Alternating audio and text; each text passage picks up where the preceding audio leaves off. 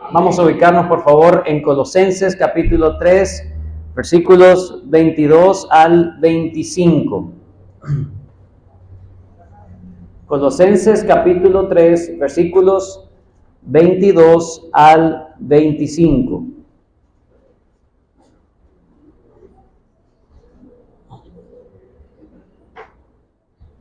Vamos a leer este texto, vamos a hacer una oración para dar inicio entonces a nuestro tiempo de estudio bíblico. Estamos en la teología del trabajo, aprendiendo la teología del trabajo. ¿Qué dice el Señor acerca del trabajo? Colosenses 3, 22 en adelante dice la palabra de Dios. Siervos, obedeced en todo a vuestros amos terrenales, no sirviendo al ojo como los que quieren agradar a los hombres, sino con corazón sincero, temiendo a Dios. Y todo lo que hagáis, hacedlo de corazón como para el Señor y no para los hombres, sabiendo que del Señor recibiréis la recompensa de la herencia, porque a Cristo el Señor servís. Versículo 25. Mas el que hace injusticia recibirá la injusticia que hiciere, porque no hay acepción de personas. Oremos. Bendito Señor, agradecidos estamos por darnos la bendición, el regalo, el privilegio de estar en tu casa. Hoy, en tu día, el día que tú has destinado semanalmente para reunirte con tu pueblo, para darnos una bendición que no vamos a obtener lejos de la congregación. Gracias por una iglesia sana donde podemos estar, gracias por la comunión cristiana y gracias, Señor, porque nos das la bendición de tener tu palabra en nuestras manos. Ayúdanos entonces a ser fieles, a ser esforzados, obreros que trazan bien tu palabra y ser santificados en tu verdad. Gracias por este tiempo, bendícenos, cuida a los hermanos que aún no han podido llegar, guárdales, que puedan estar con bien. Aquellos que están impedidos providencialmente, Señor, para venir en el día de hoy y congregarse, bendíceles, que ellos también puedan guardar en sus corazones el día para ti, Señor, y puedan perseverar sus pensamientos en ti. Aquellos, Señor, en desánimo, en desaliento, aquellos que están alejándose de ti, te pedimos, Señor, que nos ayudes a estar atentos, pendientes con ellos, Señor, para animarles, alentarles, levantarles, Señor, y que ellos también puedan ser redarguidos de su pecado y puedan volver, Señor, a ti. Te damos gracias por este tiempo. En tus manos nos encomendamos, en el nombre de Cristo Jesús. Amén. Amén. La semana pasada comenzamos a hablar acerca de el problema, el gran problema del trabajo. Lo primero que hemos dicho es que Dios nos creó para trabajar, ¿okay? Fuimos creados para trabajar. El hecho de ser imágenes de Dios significa que nosotros debemos imitar a Dios en todo lo que es. El trabajo, de hecho, es una evidencia práctica, ¿verdad?, de el llamado que el Señor nos ha hecho a nosotros de dominar y sojuzgar la tierra. Pero el deseo de Dios no es solamente que nosotros trabajemos. El deseo y la voluntad de Dios es que nosotros podamos trabajar para su gloria. Eso es lo que nosotros debemos entender en cuanto a la teología del trabajo. No es solamente trabajar, producir, sino trabajar para la gloria de Dios. Tratamos de responder la pregunta, ¿cómo podemos llevar a cabo este llamado de trabajar para la gloria de Dios estando en un mundo caído? Tenemos condiciones externas que son muy difíciles para sobrellevar, pero el problema no es tanto la maldición externa por causa de la caída, sino la maldición interna de nuestros corazones. Todos nosotros nos amamos tanto a nosotros mismos que no amamos al Señor y no queremos hacer nada para la gloria de Dios, sino para nuestro bien, nuestra satisfacción y nuestra gloria. Por lo tanto, es muy difícil en un mundo caído y con corazones caídos trabajar para la gloria de Dios. Tenemos los pecados que por lo general emergen cuando uno está en el trabajo o en relación al trabajo. Tenemos la idolatría, ¿verdad? Es cuando nosotros centramos nuestra vida alrededor de algo o de alguien que no sea Dios. Cuando centramos nuestra vida, nuestra satisfacción, nuestra plenitud, nuestra identidad, nuestra felicidad en otra cosa que no sea Dios, eso es idolatría. En este caso, el trabajo puede ser podemos idolatrar el trabajo por la satisfacción que nos da. Simplemente a veces no es lo que ganamos del trabajo, sino que muchas personas trabajan por placer solamente de trabajar o por simplemente estar lejos de su casa, por pasar todo el día en el trabajo. Ellos creen que allí van a tener un renombre, un legado, ¿verdad?, que va a perpetuar su nombre por las generaciones, y entonces adoran, idolatran el trabajo como tal. Otros, por supuesto, idolatran el trabajo, pero en el fondo lo que están es idolatrándose a sí mismos por los beneficios que le causa el trabajo. Como me está yendo bien, entonces quiero producir más y más, entonces hay avaricia en ese sentido. Pero al final todo tiene que ver con el corazón. ¿Por qué estoy trabajando? Bueno, entonces caemos o podemos caer en este mundo en la idolatría al trabajo. El otro pecado que vimos la semana pasada, la ociosidad. La ociosidad no es solamente no trabajar, sino trabajar mal, trabajar mediocremente, ser improductivo, ser inactivo en el trabajo, simplemente, como decimos aquí, echar el carro en el trabajo. No ser, la palabra sería suficiente, pero eficiente, perdón. No somos eficientes en el trabajo, dejamos pasar las cosas, ¿verdad? Somos los hombres y del futuro, ¿verdad? Mañana hago eso, ¿sí? Entonces todo lo dejamos para después y no nos concentramos en hacer lo que debemos hacer y hacerlo bien. Y una de las cosas también que no dije la semana pasada en cuanto a la idolatría del trabajo, y quiero mencionarlo porque creo que es importante, es que al final el tema de la idolatría con el trabajo tiene que ver con una sensación de seguridad. Como yo siento seguridad en el trabajo, entonces me aboco tanto al trabajo porque allí yo hallo mi seguridad, la seguridad de mi vida. Si no tengo trabajo, entonces estoy inseguro. Eso por un lado. Otro, en el caso de la ociosidad, hay personas que no son ociosos. Hay personas que son muy eficientes, muy activos, hacen las cosas espectacularmente bien, pero lo pueden hacer no para la gloria de Dios, sino que o lo hacen para ellos ganar prestigio, ¿verdad? Para ganar renombre, para sentirse, tener gloria. Bueno, la gente me identifica como el mejor en esto. Eso no está bien, eso no está mal, que puedan reconocer tu buen trabajo. Pero es que cuando hacemos un buen trabajo para buscar gloria de los hombres, ahí está mal. Ahí está mal. Y por otro lado, hago un buen trabajo para que no llamen al otro, para que siempre me llamen a mí. Entonces, al final estoy buscando mi propio bien, mi propia satisfacción de no perder mis clientes porque son míos. Y si yo pierdo a este cliente, no, lo voy a hacer lo mejor posible para que se enamore de mi trabajo. Y entonces, esa es mi razón de hacerlo bien. El cristiano no debe pensar así. El cristiano no idolatra el trabajo y el cristiano no es ocioso en el trabajo, sino que es eficiente con motivos correctos, es lo que vamos a ver en esta mañana. Pero lo último que vimos es en cuanto a la pereza. Y la pereza no es solamente el tema de hacer las cosas, ¿verdad?, con esa pesadez. Me dicen flash, ¿ah? Y entonces ando así lento. No, el tema de la pereza es más perder oportunidades. No, o sea, la oportunidad que me llega a la mano no lo aprovecho, sino que lo hago simple, lo hago displicente. Eso es pereza también. ¿Ok? Entonces, ¿cómo podemos llegar a la solución del trabajo o la solución bíblica para este tema del trabajo? Porque estamos hablando de que el punto no es solamente el trabajo, sino el corazón.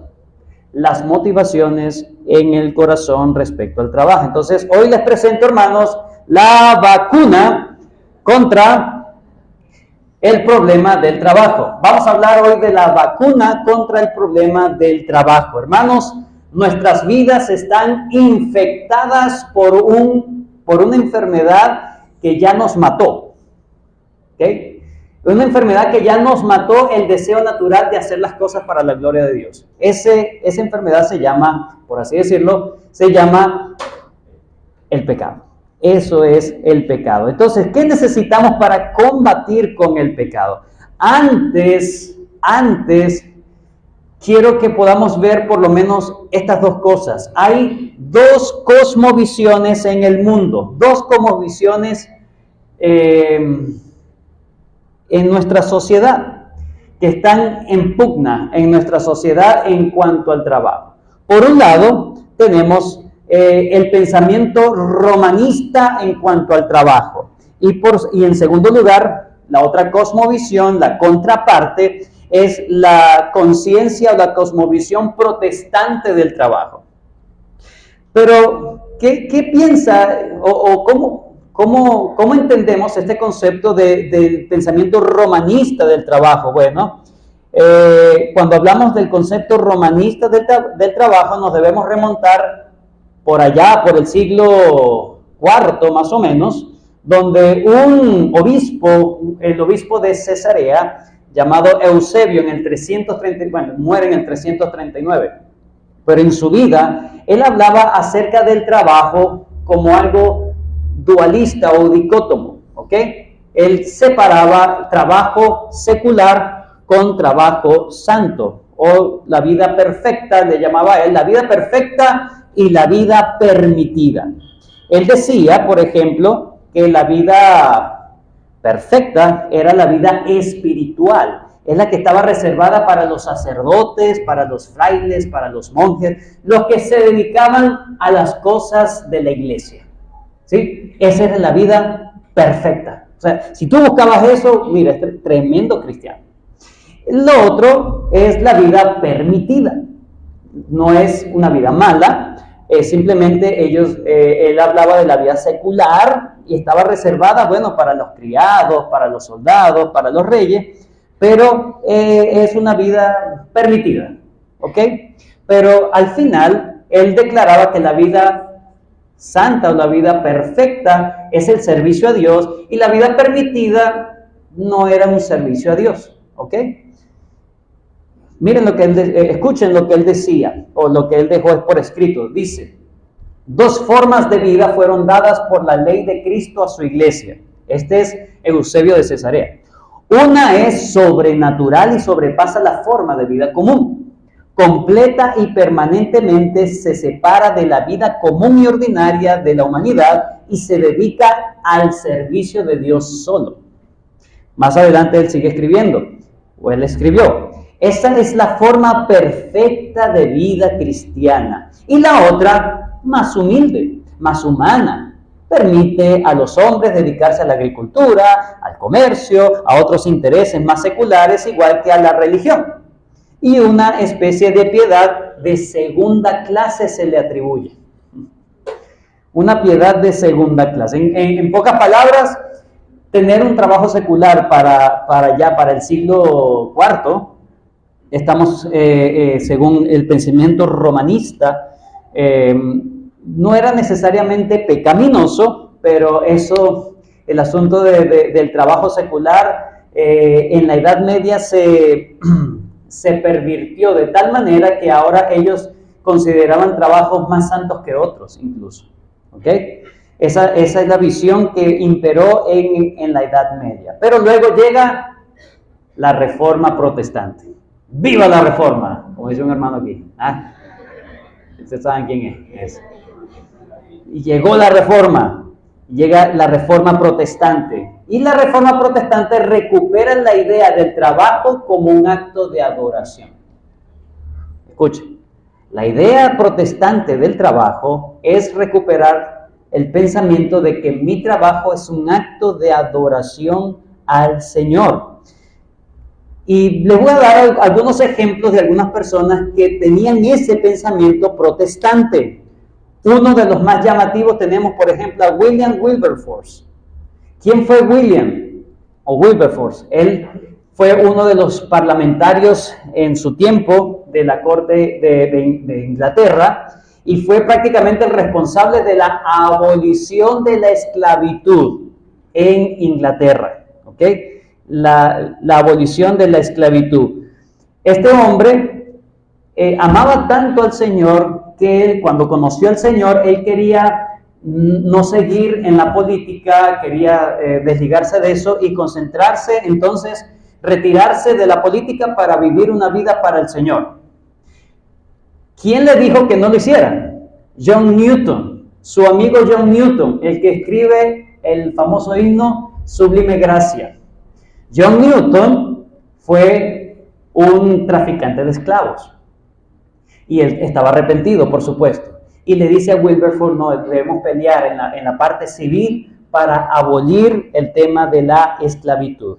Así que Wilberforce fue apoyado por John Newton y él termina escribiendo lo siguiente, Wilberforce, en 1788 dice, mi camino es uno público, mi carrera está en el mundo y debo mezclarme en las asambleas de los hombres o renunciar al puesto que la providencia parece haberme asignado. Él decía, bueno, el Señor me puso aquí y aquí desde este ámbito de la sociedad yo voy a hacer algo para el bien de la sociedad y para la gloria de Dios. Y bueno, lo logró. Y eso es lo que trae el pensamiento reformado, el pensamiento protestante, la idea protestante del trabajo. Es un acto de adoración al Señor. Martín Lutero dijo, cuando una ama de casa cocina y limpia y realiza otras tareas domésticas, porque esto es el mandato de Dios, incluso tan pequeño trabajo debe ser alabado como un siervo, como un servicio a Dios, que sobrepasa en mucho la santidad y el ascetismo de todos los monjes y monjas. También dijo lo siguiente Martín Lutero, Dios y los ángeles sonríen cuando un hombre cambia un pañal.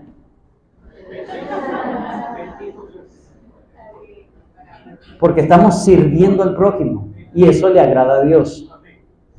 William Tyndale dijo, si nuestro deseo es complacer a Dios, verter agua, lavar trastes, pulir zapatos y predicar la palabra, es todo uno. Es un acto de adoración. Sea lo que tú estés haciendo, tú estás glorificando a Dios con ese oficio, con ese trabajo. Pero ¿saben qué? También somos, yo dije la semana pasada, vamos de un extremo al otro, somos pendulares.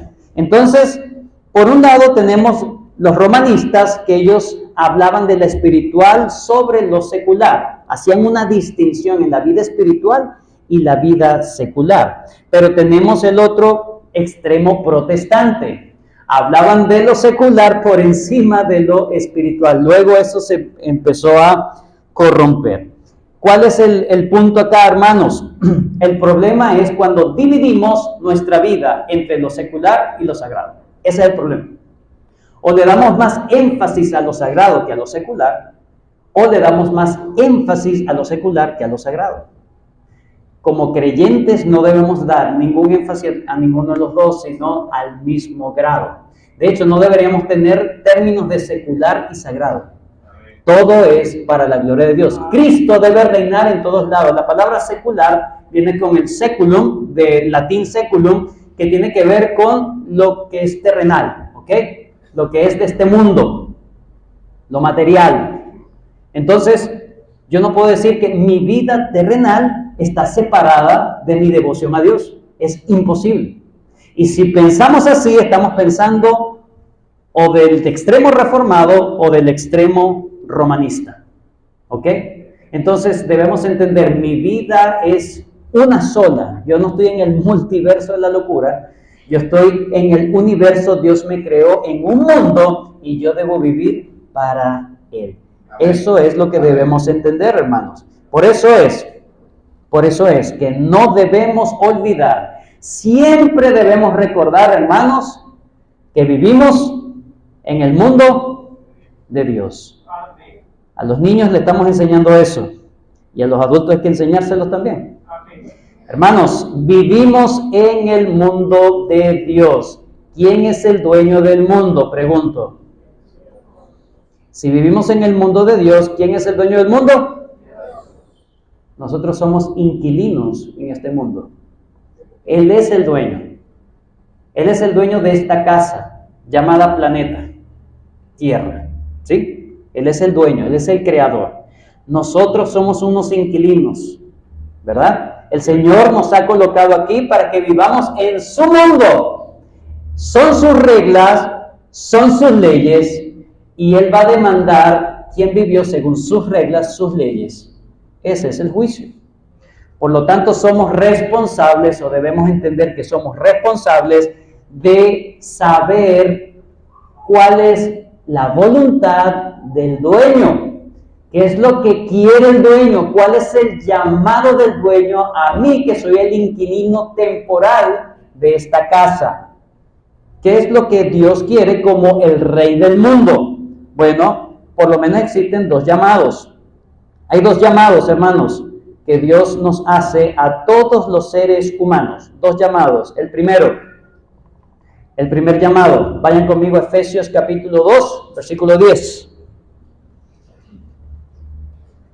Efesios 2, 10.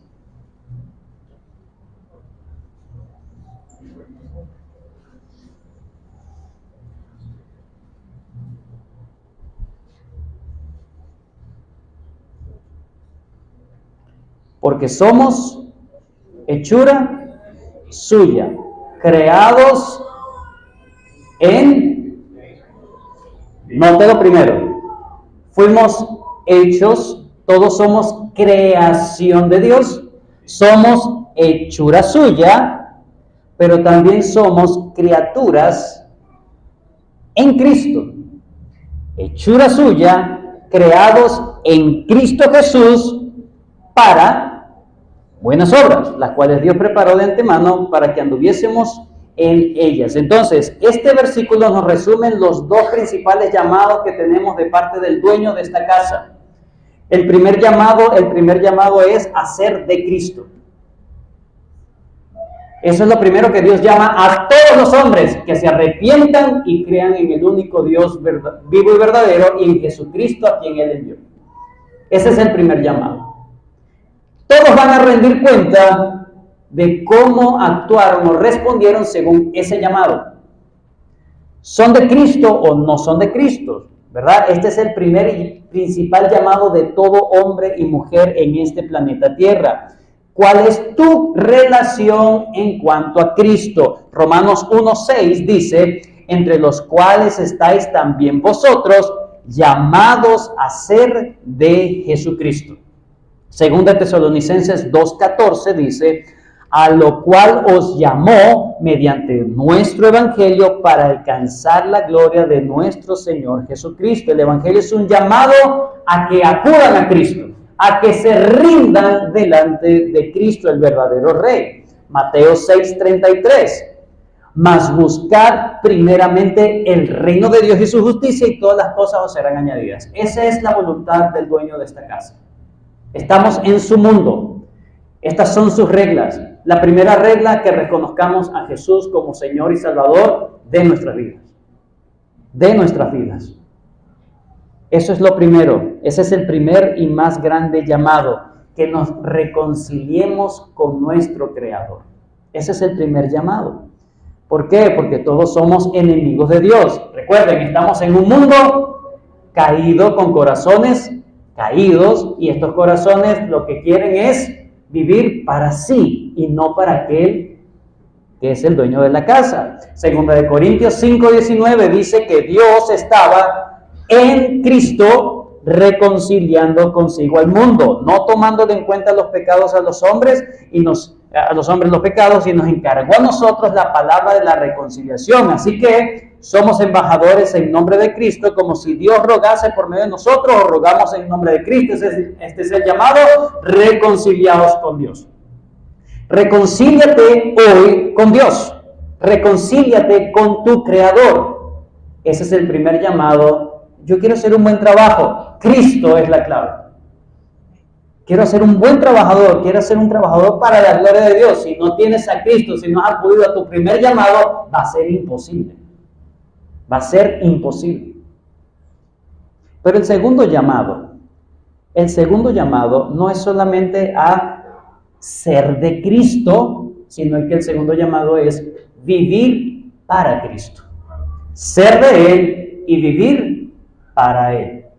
Como dice como dije ahorita en Efesios 2, en Efesios 2:10, somos hechura suya, creados en Cristo Jesús para buenas obras, las cuales Dios preparó de antemano para que anduviésemos en ellas. Entonces, el primer llamado en nuestro trabajo es primeramente a ser de Cristo y lo segundo, a vivir para Cristo. Por eso dice en Colosenses, lo leímos al principio, Colosenses 3:22, siervos, obedeced a vuestros amos terrenales, no sirviendo al ojo como los que quieren agradar a los hombres, sino con corazón sincero, temiendo a Dios. Y todo lo que hagáis, hacedlo de corazón como para el Señor y no para los hombres.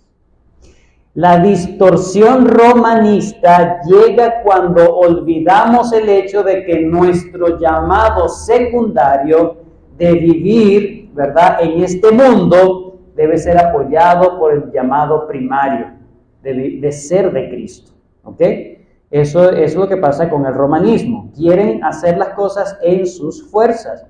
Pero la distorsión protestante llega cuando nuestro llamado secundario se vuelve un fin en sí mismo. Simplemente yo vivo en el mundo para Dios y ese es todo lo que yo quiero hacer.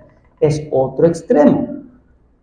Yo debo ser de Cristo para vivir para Cristo, pero el trabajo no es un fin en sí mismo, sino que es un medio para ese objetivo.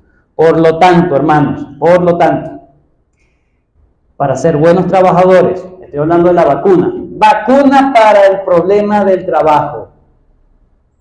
Si hemos entendido todo esto, entonces podemos entender que solo en Cristo podemos tener una unidad en, número 1, un solo jefe, un solo objetivo y una sola motivación. Estamos en el mundo de Dios y Dios quiere unificar el mundo en un solo jefe, un solo motivo y una sola motivación. Esa es la voluntad de Dios. Vamos a hablar de la primera rápidamente. Un solo jefe. Un solo jefe. Una vez más, Colosenses 3:22, siervos, obedeced a vuestros amos terrenales, no sirviendo al ojo como los que quieren agradar a los hombres. Es decir, mi vida no gira en torno a satisfacer o llenarle el ojo a los hombres. Mi vida gira en torno a, como los que quieren agradar a los hombres, sino con corazón sincero, temiendo a Dios. Yo quiero es agradar a Dios en mi lugar de trabajo. Y todo lo que hagáis, hacedlo de corazón como para el Señor y no para los hombres, sabiendo que del Señor recibiréis la recompensa de la herencia, porque a Cristo el Señor, ese es el jefe. Tú puedes tener un jefe terrenal, pero tú nunca debes olvidar, el jefe verdadero de mi vida me puso aquí. Él es el que manda. Mi jefe verdadero es el que manda. Y por lo tanto, ¿qué pide mi jefe de mí? Que yo me sujete a este jefe. Porque yo estoy sirviendo a mi Señor, al verdadero dueño de mi vida. ¿Cuál es la razón del por qué podemos tener un solo jefe? Usted puede tener muchos trabajos, pero siempre va a tener un solo jefe.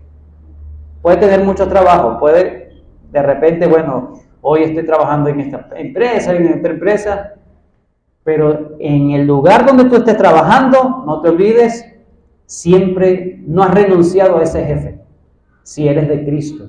Siempre vas a tener a Cristo como tu jefe, y eso no se te puede olvidar. ¿Por qué podemos entonces poder vivir para un solo jefe? La palabra es libertad. Somos libres para poder sujetarnos a un solo jefe, en este caso al Señor Jesucristo. Hermanos, cuando la mamá o cuando el papá está cambiando un pañal, están sirviendo a Cristo. Cuando usted está escribiendo algo como secretaria, como secretario, usted está sirviendo a Cristo. ¿Y cómo debemos servir a Cristo? ¿Con pesadez? ¿Con fastidio? No, porque es que tengo que hacerlo porque si no, mire, me van a votar. Entonces el temor a que me van a votar. Ese es el punto. Hermanos, tu vida como trabajador es mucho más de lo que nosotros podemos pensar. Nuestro llamado, hermano, debemos entender, nuestro llamado es rendir al verdadero jefe. Yo debo rendir en mi trabajo porque yo me debo a un verdadero jefe. Y esto te da varias cosas. Libertad. ¿Libertad en qué? Número 1. Como tienes un solo jefe, entonces tienes libertad de confiar. Hermanos, este jefe tiene el control de los resultados. Entonces tú puedes confiar de que todo lo que va a pasar en tu trabajo, yo me esfuerzo, pero los resultados se los dejo a un jefe que me ama, a un jefe que quiere cuidar de mí, un jefe que va a pagar bien, un jefe que está pendiente de mis verdaderas necesidades, que conoce mis verdaderas necesidades, un jefe que me ama. Eso en primer lugar. Entonces yo puedo servir a mi verdadero jefe con confianza. Y eso se va a traspolar en todas las áreas de tu trabajo. Número 2, porque él es un jefe soberano, ¿verdad? En segundo lugar, yo puedo descansar. No es que vayas a descansar en el trabajo, ya va. Tienes libertad para descansar porque está muy ligado con el tema de la confianza. Como yo tengo un gran jefe compasivo, un gran jefe que sabe mis necesidades, entonces, pase lo que pase, yo sé que eso está en control y en las manos de mi verdadero jefe. Por lo tanto, yo puedo tomarme, por ejemplo, unas vacaciones. ¿Sí? ¿Me merezco las vacaciones? Ese no es el pensamiento del cristiano, hermano, por favor. Les recuerdo qué es lo que usted se merece. ¿Se lo recuerdo? Ok, entonces no lo hago. Dios nos ha dado un patrón de trabajo y descanso. El descanso es parte de la productividad, ¿sabía eso? No el excesivo descanso, por favor, ¿sí? Ni los reposos, reposo por todos lados. No. Dios dice, trabaja 6 días y descansa 1. Descansa 1 para mí, pero también para ti. Descansa. Reposa de todo lo que tienes que hacer en el trabajo. Entonces, es que el domingo es día del Señor, sí, pero es que si no voy a perder a este cliente y este solamente fue el domingo. Bueno, como yo tengo un jefe que él me da libre los domingos, entonces yo puedo descansar el domingo tranquilamente porque mi jefe, si yo pierdo a este cliente, mi jefe me va a mandar otro. Tranquilo. Yo no dependo de los clientes, dependo de mi jefe, del Señor. Entonces yo puedo descansar el domingo, día del Señor. Puedo tomar, después de un trayecto largo de trabajo, puedo tomar un tiempo de descanso, unos 15 de descanso. Y eso va a ser bueno para ti. No, que tengo que trabajar todos los días, todo. Bueno, alguien dijo una vez, el cementerio está lleno de personas indispensables. Aquellas personas que creen que no puede salirse del trabajo porque no va a ser un caos, todo depende de mí, yo soy indispensable. Bueno, sigue así, su corazoncito va a dejar de latir muy pronto porque usted no es máquina y usted necesita descansar también. Pero no solamente tiene libertad para confiar, tiene libertad para descansar, ¿verdad? Porque tiene un buen jefe, sino que también tiene libertad. Tiene libertad para servir. Y entonces usted agarra el trabajo no solamente para ganar plata, ¿ok? Y yo quiero más y más y más y más. No, usted no trabaja por el dinero, usted trabaja o tiene incluso la libertad de, en detrimento del dinero, yo poder ofrecer mi servicio a una persona que yo sé que no puede. Entonces, yo puedo ser generoso en mi trabajo. ¿Pero qué? ¿Te estoy perdiendo tanto dinero? Entonces estás esclavo del dinero. No estoy diciendo que hagamos las cosas gratis. No. Tu trabajo vale, tu tiempo vale, tu destreza, tu conocimiento vale, es verdad. Pero a veces nos gusta ser bastante rígidos, ¿verdad? Cuadraditos, y se nos olvida tener misericordia a veces cuando toca. Se nos olvida. Pero cuando tenemos un solo jefe, es para el Señor. Yo sé que hay particularidades, hay necesidades que yo sé que no importa que no me pague el hermano, yo lo voy a ofrecer con todo gusto. Yo puedo servir al prójimo.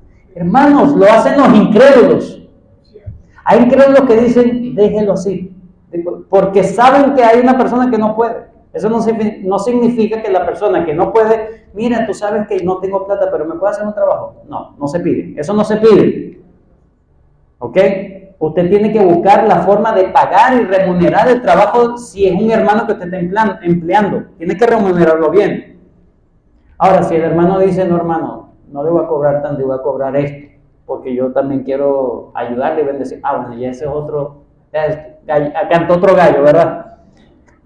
Pero deben ser cosas voluntarias, no es que yo debo exigir eso. Pero tengo la capacidad, la libertad de servir por amor, no por plata. Y por último, ahora tengo la capacidad de luchar contra los pecados principales que se dan en el trabajo, contra la idolatría, contra la ociosidad y la pereza, porque a Cristo el Señor sirvo, porque Él es mi jefe. Esa es la primera vacuna. Segunda dosis de la vacuna. Tener un objetivo claro, Hermanos, el éxito en mi trabajo no es ser productivo ni tener los mejores resultados, sino el éxito se mide si yo soy fiel en el trabajo. Un trabajo se convierte en la principal forma en la que puedes servir y amar a tu Señor y servir y amar al prójimo. Por lo tanto, hermanos, trabajar es importante, porque ahora el trabajo, tú vas a poder demostrar tu fidelidad al Señor. Vas a poder demostrar, es un ámbito donde puedes demostrar amor al que no se lo merece, es un ámbito donde puedes demostrar honestidad, donde los demás son corruptos, tú puedes hacer las cosas honestamente. No, pero eso me va a acarrear consecuencias. ¿Quién es tu jefe? ¿Cuál es tu objetivo? ¿Cuál es tu objetivo en ese trabajo? ¿Caer en las mismas cosas, en las mismas trampas? ¿O honrar al Señor? ¿O ser hallado fiel delante del Señor? Hermanos, el éxito en el trabajo, cuando tenemos el verdadero dueño, el éxito es ser fiel en el trabajo y no simplemente los resultados en el trabajo. Porque el trabajo no se trata de ti, sino que se trata de Dios. El trabajo no se trata de ti, se trata del Señor, se trata de Él. Es un acto de adoración. Por lo tanto, no voy a caer en camuflar, maquillar, como dicen, números, sino que yo voy a ser fiel porque al Cristo el Señor sirvo. Mi objetivo es ser fiel en el trabajo. Mi objetivo es hacer lo mejor en el trabajo. Los resultados se los dejo a mi Rey. ¿Por qué? Porque yo voy a rendir cuenta de todas las cosas que yo he hecho, no de las cosas que yo obtuve. Escuche. Usted va a rendir cuenta de todas las cosas que usted ha hecho, no de las cosas que usted ha resultado o ha obtenido por lo que ha hecho. Hebreos 4:13 dice: no hay cosa creada que no sea manifiesta en su presencia, Antes bien, todas las cosas están desnudas y abiertas a los ojos de aquel a quien tenemos que dar cuenta. Si Dios te colocó en un lugar de trabajo, Él quiere que tú reflejes la gloria de Dios en el carácter cristiano. Que los demás puedan decir, no solamente Él es un cristiano, no, es un verdadero cristiano. Una verdadera cristiana. Este hombre sí ama a Dios. No porque simplemente se la pasa todo el día orando en el trabajo, orando. No, es porque es productivo, porque se aleja de conversaciones impuras, porque no es que le está cayendo a mandarriazo con la Biblia, pero siempre hay una palabra bíblica para las personas, y las personas van a agarrar confianza. Entonces, eso es lo que nosotros queremos, ser cristianos verdaderamente en nuestros trabajos. Bueno, ya leí Hebreos 4:13, apréndaselo de memoria, por favor, si puede. Yo sé que puede, porque hay muchas cosas que usted se aprende de memoria, no me diga que no. Hermanos,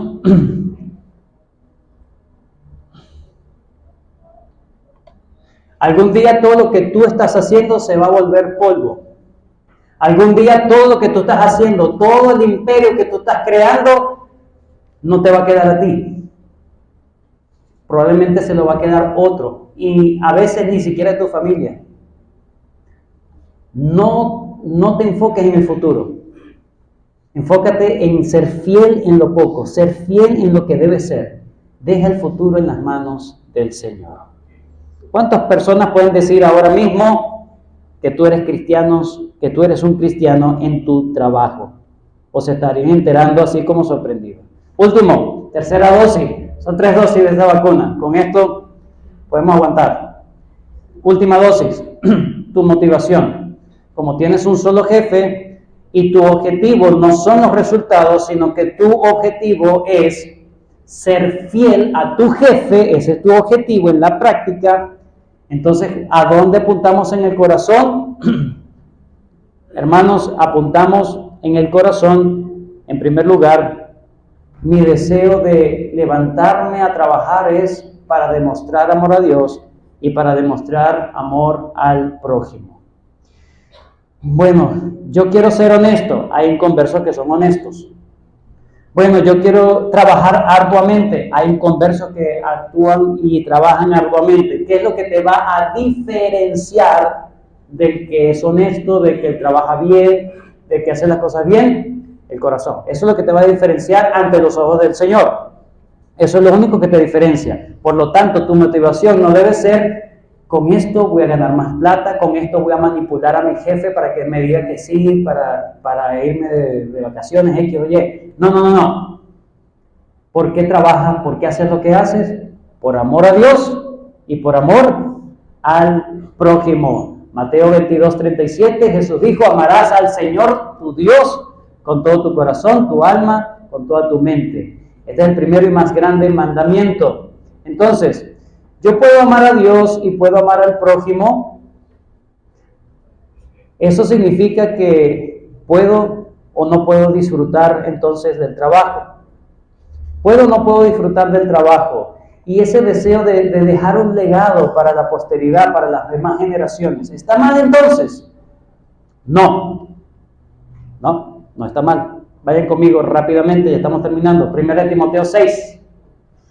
1 Timoteo capítulo 6.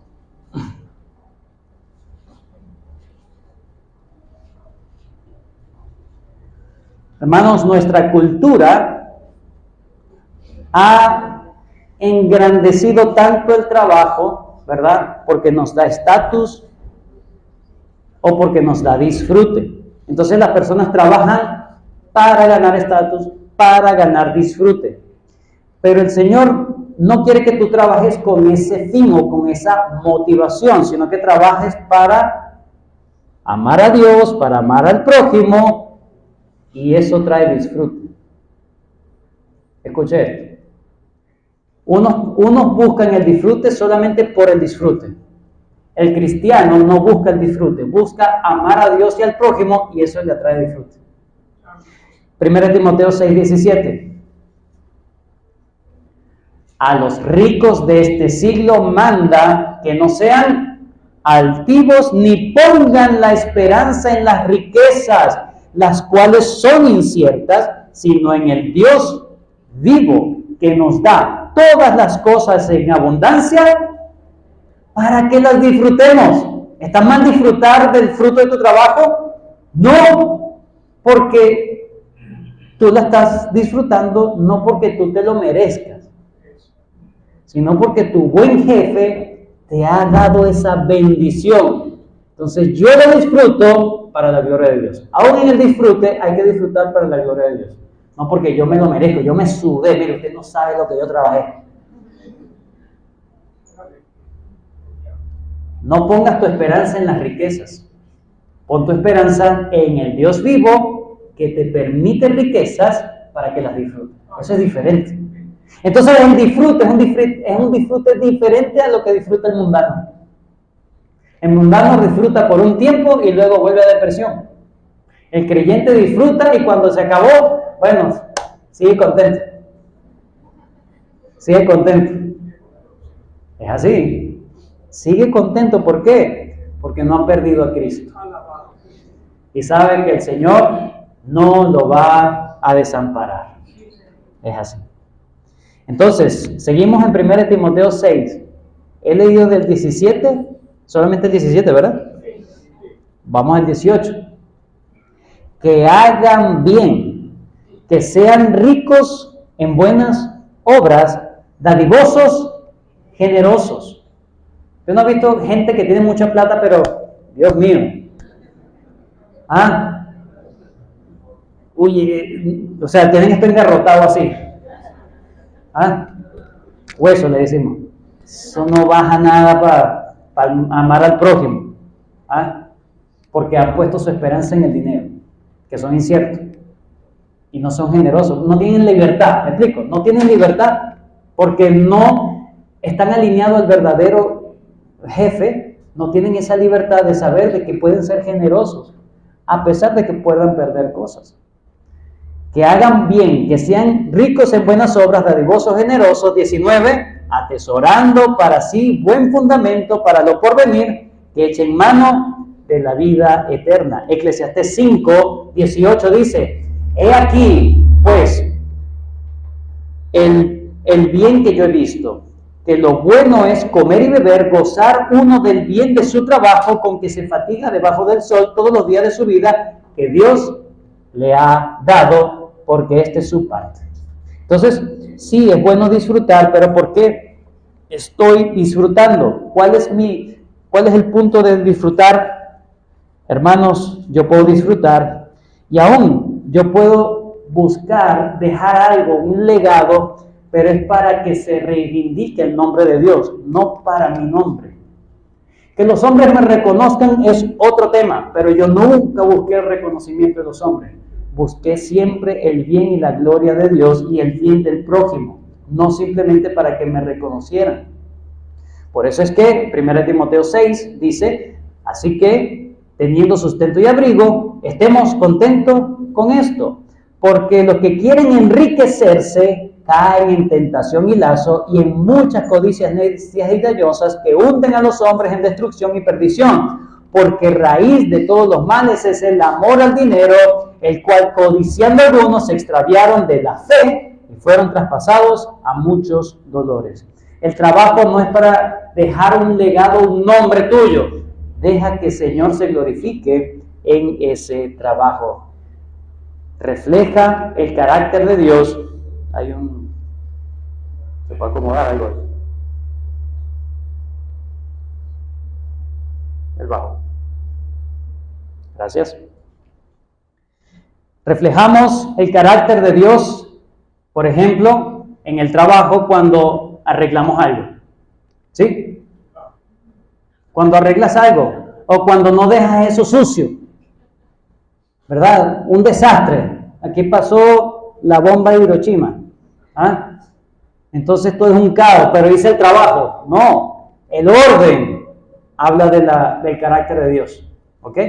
Por ejemplo, ¿qué más? Bueno, cuando tú ejerces bien tu autoridad, cuando tú eres un jefe y ejerces correctamente tu autoridad, estás dejando un legado que Dios se está glorificando en la vida de esa persona. Él está viendo a Dios en ti.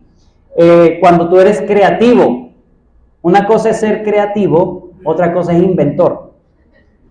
Y lo digo de esta manera. Cuando digo creativo, tiene que ver con, dentro del ámbito que se espera de ti, tú haces lo mejor posible y puedes innovar en eso. Pero cuando te pones a inventar es que haces otra cosa que no se te pide. ¿Ok? Entonces, bueno, esto está muy bueno, pero no hiciste lo que tenías que hacer. Entonces, hay que hacer lo mejor posible, con creatividad, con entusiasmo.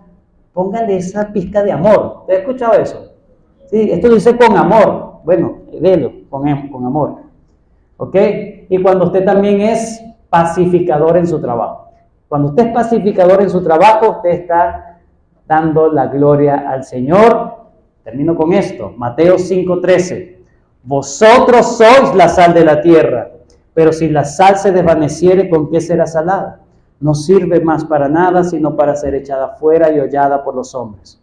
Vosotros sois la luz del mundo. Una ciudad asentada sobre un monte no se puede esconder, ni se enciende la luz y se pone debajo de un almud, sino sobre el candelero y alumbra a todos los que están en casa. Así alumbre vuestra luz delante de los hombres, para que vean vuestras buenas obras y te glorifiquen a ti. Hoy, tremendo hombre, tremenda mujer.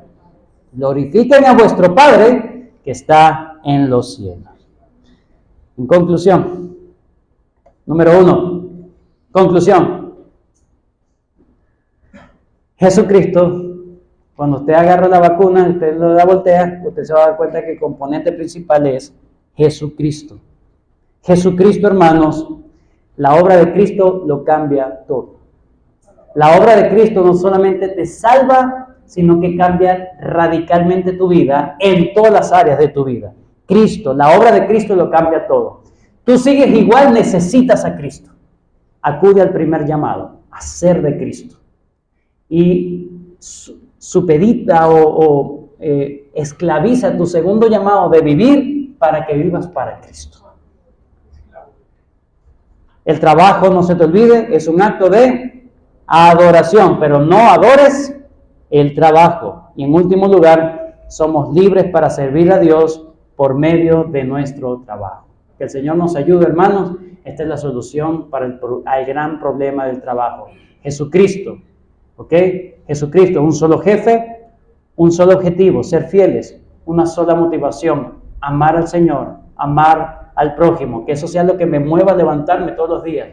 Sí, yo amo a mis hijos, pero no solamente amo lo que yo puedo obtener para darle a mis hijos, sino que yo amo este oficio porque con esto puedo contribuir al bien del prójimo y para que se perpetúe la gloria y el nombre de Dios. Amén. Gracias, Señor, por este tiempo. Gracias por esta teología que nos permite conocer del trabajo, que podamos ser buenos trabajadores con buenas motivaciones, con motivaciones piadosas, y que sobre todo, Señor, aquellos que no te conocen puedan entender que lo primero y lo más importante, aunque tú vas a demandar, Señor, quién vivió para tu gloria, que ellos puedan entender que lo primero es venir y entregarse plenamente a ti. Ayúdales, bendíceles. Gracias por este tiempo. En el nombre de Jesús. Amén.